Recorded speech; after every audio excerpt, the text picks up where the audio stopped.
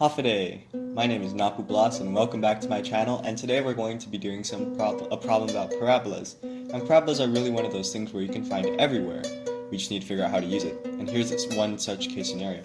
So you're going to be building you're building the Golden Gate Bridge and you have most of it built already. But you're missing something. These white lines, the support cables. And these are really important because without it, the bridge wouldn't be able to hold up the road. And this is one of the one main components of suspension bridges. So we know that this span between the two towers is 1,280 meters, and the height of between the road and the top of the pole is 230 meters. Now, given these, we need to find the height of the support cable, these white lines, 420 meters from the center of the parabola, which is right here, and we can draw 420 meters to the left of it, and that is the height right there. So, what's our strategy? We need to find an equation. And you might be wondering, why do we need to find an equation? Well, we know that the point that we're looking for is on the parabola, and we have other points on the parabola that we can find. And since we have those and we have an equation that we can use, we can use it to find the height of the support cable. And so we can plot points. Obviously, we can plot points. So this is what we're going to do. We're going to plot this point on the top of the bridge. We know it's y-coordinate because it's 230. 230 is the height. And we can just divide 1,280 divided by 2, 640, and we get 1/2 of this line right here. And that is going to be our x-coordinate. So we have the coordinates. It's 640, 230. And this is pretty important because we know how these points relate to each other. That's what the equation does. It's how all the points correlate with each other. And so we're going to use this and we're going to substitute it into a formula that we have. So the formula for parabolas that we're learning is x squared is equal to 4py. And this has an x and a y in it. And our coordinates all have x and y coordinates. So what do you think we're going to do?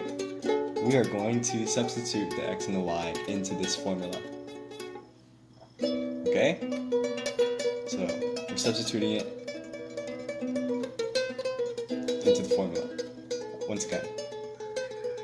And so once we do this, then we will be able to just simplify it to figure out what this variable p is, and then we can resubstitute it back into the equation to make it like a big equation. So 640 squared is equal to 4p 230. We're just substituting again. Using a calculator, you get 409,600 is equal to 920p. Divide out 920 on both sides. Simple division property. And we get p is equal to 10,240 over 23. This is actually something that I miscalculated originally, and so I had to redo it. And so now we have our equation. X squared is equal to 4,960 over 23. You might be over 23y. You might be wondering why? Well, because it's x squared equals 4py. We're just replugging it back into the equation. So we have to multiply it by 4. Okay, now we're just going to solve this, and we can solve it to find the height of the support cable now because we have the x, and we can just assume that the x-coordinate is 420 because 420 from the center.